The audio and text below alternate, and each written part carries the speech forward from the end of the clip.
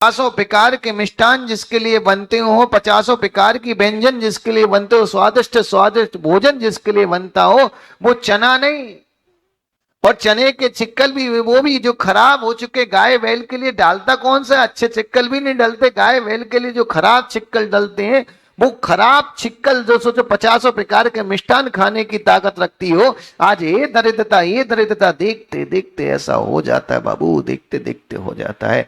आप विश्वास रखना, कई लोग ऐसे तुमने अपनी आंखों से भी देखे हैं कि अनाप शनाप पैसा था और देखते देखते।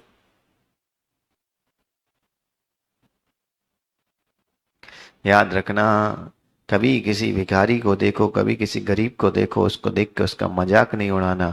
उसको देख के एक ही सीख लेना कि ये पूर्व पर्याय का धनवान था, इसने भोगों में पूरा धन लगा दिया, आज भीख मांग के खा रहा है, खाने के लिए भी लाले पड़ गए हैं। याद रखना, उससे इतना सीख लो कि हमें मिला है तो प्रभु की सेवा अपने भोगों में लगाओ, लेकिन प्रभु की सेवा गुरु भक्ति के लिए भी धन लगाओ, लोगों की मदद के लिए भी धन का उपयोग करो। क्या स्थिति। और यहां तक नहीं मां, वहां उस जी मिष्ट दाना का और उस बेटे का पाप का उदय देखना। विपिन, यहाँ बच्चा एक दिन का पूरा नहीं हो पाता, एक दिन का बच्चा पूरा नहीं हो, जैसे तैसे पानी की व्यवस्था करके बच्चे को नहलाते हैं, नाल आदि की क्रिया की जाती, काटती है पत्थर से, नाल काटती पत्थर से। माँ क्या तकलीफ हो रही होगी उस गर्भवती स्त्री को। और आप कल्पना करना, खून बह रहा हो, जैसे तैसे इधर उधर से सड़े गले कपड़े लगाकर खून को रोका जाता है।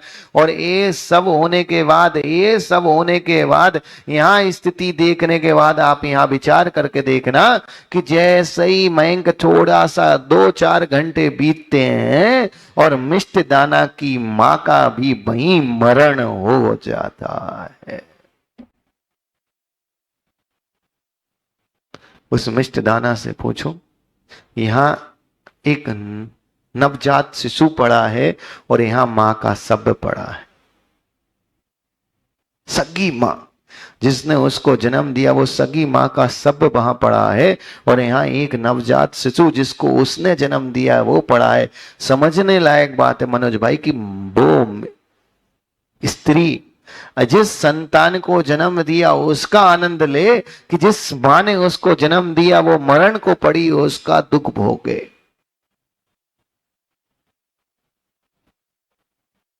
ये होती है कर्मों की दशा बाबू, ये होती है कर्मों की दशा। और जैसे तैसे करके मां, कोई व्यक्ति तो था ही नहीं। आप सोचो, एक दिन भी पूरा गर्भवती स्त्री को हुआ नहीं, कितनी पीड़ा, कितनी तकलीफ। लेकिन जैसे तैसे करके यहाँ वहां से लकड़ियां इकट्ठी करती है, थोड़ा बहुत वो जो गाय के ठेपले डले थे उन ठेपलों को उठाती है, और जैसे तैसे करके एक कोने में ले जाकर अपने मां के शव को जलाती है। कल्पना करो, जो नगर सेठानी हो, 24-25 साल की उम्र की एक बालिका स्त्री हो, रूपवती कितनी होगी, सेठ की पुत्री थी, कोई सामान्य व्यक्ति थोड़ी थी, कितनी रूपवती, कितनी सुंदर। और किस पीड़ा में और किस स्थिति में उसने उस नगर में रह रही हो, जिस नगर की सेठानी आज उस नगर में घर घर जा जाके थोड़ा थोड़ा भोजन मांगती है। और केवल भोजन मांगती है वहां तक तो ठीक है, लेकिन आप कल्पना करो, एक युवा स्त्री हो और सुंदर हो, रूपवती हो, कितने लोगों की कितनी प्रकार की बुद्धि दृष्टि, कितने प्रकार से लोग छल कपट करके उसको अपना बनाने का प्रयास करते हो। उस स्थिति में उसने जैसे तैसे करके रिपिन 6 महीने उस नगर में बिताए। अब उसने देख लिया कि इस नगर में रहना संभव नहीं। बालक 6 महीने के हुआ, कोई ताकत थोड़ी होती है। और उसने गांव गांव में, दूसरे गांव में जाना, प्रशांत बर्तन आदि मानना, पोंछा आदि लगाना। आप कल्पना करो, जिसके महल में सैकड़ों लोग केवल पोंछा लगाने के लिए खड़े हो, सैकड़ों लोग झाड़ू पोंछा करते हो, आज वो दूसरे के घरों में जाके झाड़ू पोंछा कर रही है।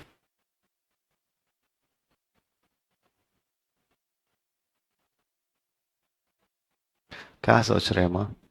ये दशा है कर्मों की। सैकड़ों लोग जिसके घर में जाके झाड़ू पोंछा करते हो, आज वो दूसरे के घर में जाके झाड़ू पोंछा कर रही है और भोजन आदि पकाने की प्रक्रिया कर रही है। थोड़ा बहुत भोजन मिल जाता उससे खुद का एक भी दिन, माँ एक भी दिन याद रखना, ऐसे कर करके 8 वर्ष निकल गए। कितने वर्ष? बच्चा 8 वर्ष का हो गया, जब से वो गर्भ में आया तब से लेके आज तक एक भी दिन ऐसा नहीं गया कि उस माँ ने एक भी टाइम भर पेट भोजन किया हो। जो थोड़ा बहुत मिल जाता उससे काम चलाती। और भूख की पीड़ा तो अपन सबको पता है कि क्या पीड़ा होती। मनोज भैया, बताने की बात नहीं होती, भूख की पीड़ा क्या पीड़ा होती। सिद्ध बेटा, क्या पीड़ा होगी भूख की। एक भी दिन कभी एकांत में कहीं निकल जाए तो पुरुष उसको छेड़ते, परेशान करते, शरीर ढकने के लिए पूर्ण वस्त्र नहीं, जैसे वस्त्र उस वस्त्र में काम चलाती। जो फटे पुराने किसी माँ की, किसी कोई महिला की साड़ी मिल जाए, कोई वस्त्र मिल जाए, उसको पहन पहन के काम कर रही हो। एक दिन वो भी था माँ, एक दिन वो भी था। इसलिए पैसे का कभी अहंकार मत करना बाबू, पैसे का कभी अहंकार मत करो। एक दिन वो भी था दिनेश बेटा, पैसे का जीवन में कभी अहंकार मत करो, सच कह रहा हूं। अपने सम्मान और अपनी प्रतिष्ठा और अपने पैसे का जीवन में अहंकार मत करो। इस स्त्री के पास एक दिन वो था कि जिस साड़ी को एक बार पहन लेती थी ना, दोबारा छूती नहीं थी। और आज वो दिन है, आज वो दिन है कि दूसरे की उतरन की, दूसरे की बची हुई फटी पुरानी साड़ी से अपने शरीर को ढकना पड़ रहा है। इसलिए याद रखना, ये सब पैसा, सम्मान, प्रतिष्ठा, विश्वास रखना पुण्य का खेल है। जिस दिन पुण्य के परमाणु नष्ट हो गए, जिस दिन तुम्हारा भाग्य तुमसे रूठ गया, देखते देखते महलों में रहने वाला व्यक्ति भी, झोपड़पट्टी भी नसीब नहीं होती, ऐसे दिन आ जाते। इसलिए अपने पैसे पर कभी अहंकार मत करो। पैसा तुम्हारा नहीं है, ये तुम्हारे पुण्य के कारण है। जब तक पुण्य है तब तक पैसा है। विश्वास रखना, व्यक्ति जीवन भर धन धन धन करता रहता है और मरने के बाद उसके नाम के आगे लिख जाता है निर्धन।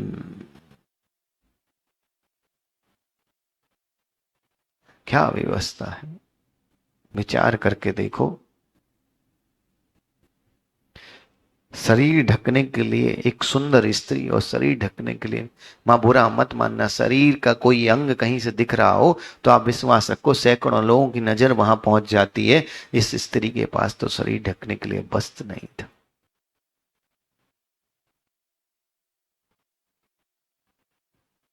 क्या स्थिति होगी जब वह बालक 8 वर्ष का हो जाता है। प्रशांत, मां कहती है बेटा देख, भोजन की स्थिति है, मैं अकेले जो करती उससे कुछ होता नहीं है।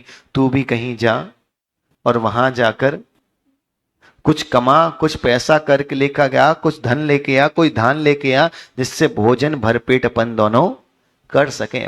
एक माँ के हृदय से पूछना कि 8 वर्ष के बच्चे को कहां भेज रही है? काम के लिए। 8 वर्ष का बच्चा कहाँ जा रहा है? काम करने के लिए एक माँ अपने 8 वर्ष के बच्चे को भेज रही। क्या कलेजे पे उसने पत्थर रखा होगा? कौन माँ है जो अपने 8 वर्ष के बच्चे को कुछ करने के लिए कहती है? और अतुल भैया, यहाँ तक नहीं हुआ, यहाँ तक नहीं हुआ। मैं 8 वर्ष का बच्चा जब काम के लिए गया, एक खेत में मजदूर लोग काम कर रहे थे, उसने देखा कि चलो यहाँ कुछ हो जाएगा। 8 वर्ष का नन्हा सा बालक जाके कहता है मुझे भूख लगी, मुझे भोजन दे दो, मुझे कुछ काम दे दो। 8 वर्ष का बच्चा भिखारियों की तरह भीख मांग रहा है। अगर पुण्य होता तो आज ये नगर का सेठ कहलाता, और आज स्थिति आई कि नगर सेठ की औलाद भी भीख मांग रही है।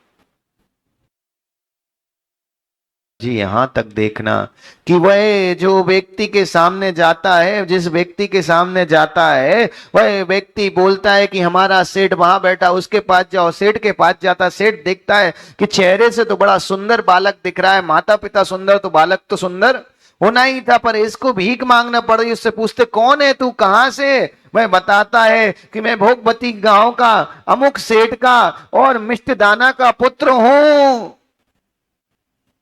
और नियोग देखना, नियोग देखना, वह जिसके पास काम के लिए गया, पंडित जी, वह बालक जिसके पास काम के लिए गया, वह जो आज खेत का मालिक है, एक दिन ऐसा था कि जिस वो बालक का पिता है मिष्ट दाना के घर में वह नौकरी करता था, आज जो हमारे घर में नौकरी करता था, आज उसके घर में, उसके खेत में काम करने के लिए जाना पड़ रहा है।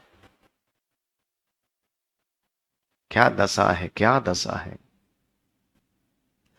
इस चरित्र के किरदार को देखो, इस चरित्र के चित्र को देखो तो ऐसा लगता है कि क्या कर्मों की दशा है।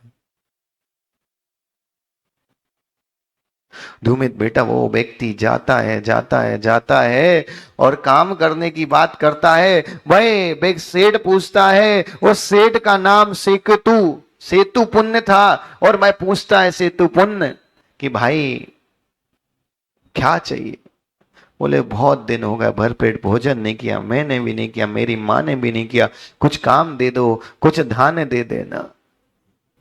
बस सुकेतु जाता है अंदर, और सुकेतु अंदर जाता है, अंदर जाता है, अंदर जाता है, और अंदर जाकर 5 सोने के सिक्के लाता है। गिन्नी जानते, गिन्नी सोने की चलती थी शांतिलाल जी, कितनी दिनेश भैया 5 सोने की गिन्नी लाता है। और पाप का उदय देखना, वो गिन्नी लाके ऐसे दिखाता, अब इसने तो जीवन में कभी ना सोना देखा ना पैसा देखा।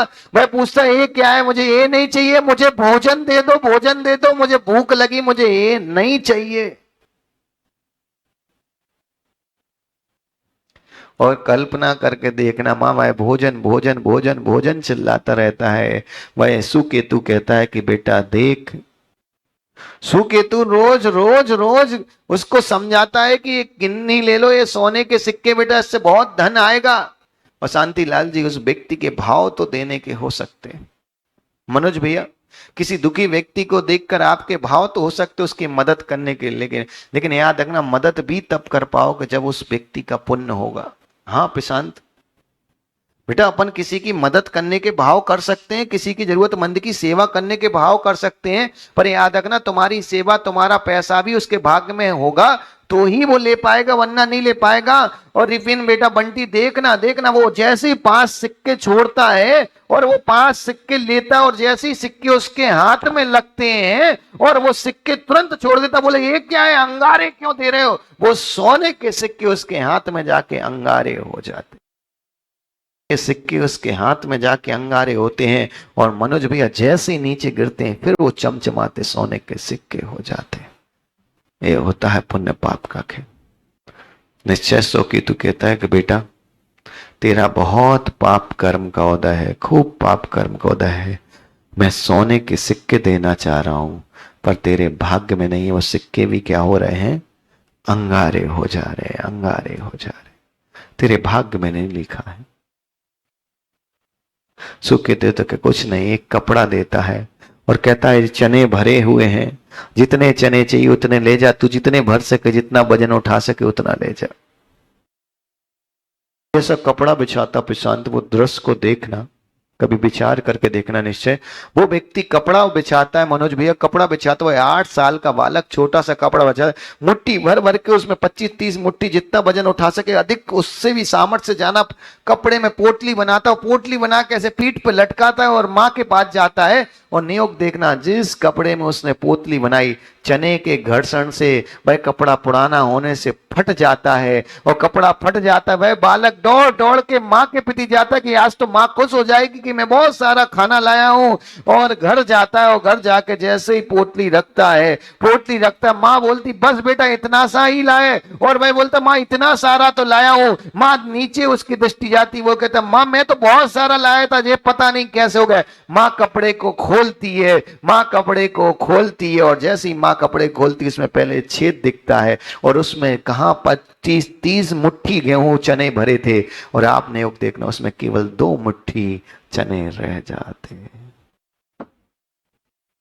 सीख लो भाई, सीख लो। तुम छीन सकते हो, तुम रख सकते हो, तुम पकड़ सकते हो, तुम जोड़ सकते हो, पर याद रखना बचेगा तभी जब तुम्हारे भाग्य में होगा। भाग्य में नहीं होगा, विश्वास रखना, रखा हुआ धन भी खिसक जाता है। हाँ शांतिलाल जी, रखा हुआ धन भी खिसक जाता है। विश्वास रखना, सही कह रहा हूं दिनेश बेटा, सही कह रहा हूं। भाग्य से ज्यादा कभी भी किसी को मिलता नहीं है। इसलिए पैसे के लिए रो मत, भगवान की भक्ति करो, अपने व्यापार पे ईमानदारी का ध्यान रखो, लोगों की मदद करो, अपना पुरुषार्थ करते रहो, अपना पुरुषार्थ करते रहो। विश्वास रखना, तुम्हें वो कभी नहीं मिलता जो तुम सोचते हो, तुम्हें वो सब मिलता है जो तुम्हारे भाग्य में है। इसलिए याद रखना, भाग्य में है वो तुमसे कोई छीन नहीं सकता, और भाग्य में नहीं है कोई ला के रख दे, एक दिन तुम्हारे पास से वो भाग जाता ही है। भाग्य का कभी भागता नहीं है, और कोई रख दे और भाग्य में नहीं है तो विश्वास रखना अपने आप नष्ट हो जाता है। हाँ मनोज भैया, लोग जब आके कहते हैं ना कि महाराज हमने इतनी सेवा की, इतना दान किया, हमें बोलते कि तुमने सेवा दान नहीं किया, तुम्हारे भाग्य में था इसलिए तुम कर पाए, वरना विश्वास रखना ऐसे कई लोग हैं। इसी सभा में बैठे कितने लोग ऐसे हैं जिनको बहुत, जिनेंद्र भगवान की प्रतिमा विराजमान करने का मन है, बहुत मन है गुरुओं के पाद प्रक्षालन की बोली लें, शास्त्र बैठ की बोली लें, ऐसे ऐसे भव्य भव्य चातुर्मास कराएं, पर भाग्य तो है सोचने का, पर धन का भाग्य नहीं है, इसलिए नहीं कर पाते, नहीं कर पाते। हाँ प्रशांत, कई सावक ऐसे भी तुमने अपने जीवन में देखे होंगे, विपिन ऐसे सावक भी अपने जीवन में देखे जो सोचते हैं, अपन को भी लगता कि काश इसके पास धन होता, ये कितना अच्छा जिनालय बना लेता, इस अभागे के पास धन है, कुछ उपयोग नहीं कर रहा, ये लग रहा है, लेकिन उसका भाग्य मजबूत है इसलिए उसके पास है। हमारे पास सोच अच्छी है, पर याद रखना, अच्छी सोच अगले जन्म में धन दिला सकती, पर इस जन्म में भाग्य नहीं है तो नहीं दिला सकती है। ऐसे भी लोग देखे हैं प्रशांत, हमने तो अपनी आंखों से देखे हैं कि पता चला पैसा था, पैसा था, पैसा था, भोगों में खर्च कर लिया अतुल भैया, और जब अकल आई, बुद्धि आई, तब तक पता चला पैसा ही खत्म हो गया, अब दान पूजा के लिए पैसा ही नहीं बचा। इसलिए कभी भी धन का उपयोग करो, सबसे पहले उपयोग करो भोगों में, दूसरा उपयोग करो दान में, तीसरा उपयोग करो अपनी पीढ़ी के छोड़ने के लिए। चावल, एक मुट्ठी चने से वो भोजन जैसे पकाती है, फुलाती है, कोई मसाले तो थे नहीं, बस वो चने फुला लेती, कहीं से कुछ मिल जाता, कहीं से थोड़ा बहुत द्रव्य इकट्ठा करके गुड़ और चने, गुड़ और चने, गुड़ और चने, उस बालक के लिए सबसे अच्छा मिष्ठान ही गुड़ चने। और नियोग देखना ऐसा होता है कि वाले पुरुष उस माँ के ऊपर अवध दृष्टि देखते हैं, अवध व्यवहार करने की कोशिश करते हैं, तो भाई माँ समझ जाती कि इस नगर में अब मैं सुरक्षित नहीं रह सकती है, और ये भावना करके उसको याद आता है कि राजगिरी नगर है, वहाँ राजा सैनिक राज करते हैं। भगवान महावीर के समकालीन घटना है, आप कल्पना करके देखना, क्या राजगिरी नगर है, वहाँ राजा सैनिक राज करते हैं, वह भगवान महावीर के अनन्य भक्त हैं, उन्होंने भगवान की जिनेंद्र देवता का पान किया है। मैं उस नगर में जाऊंगी तो वहां के सावक भव्य होंगे, वो मुझे भोजन भी देंगे, रहने की व्यवस्था भी करेंगे, और नियोग से जो थोड़ा बहुत धान बचता है उस धान को ले जाती है, और ले जाके थोड़े बहुत जो भोजन बना सकती वो भोजन बना के रख लेती है।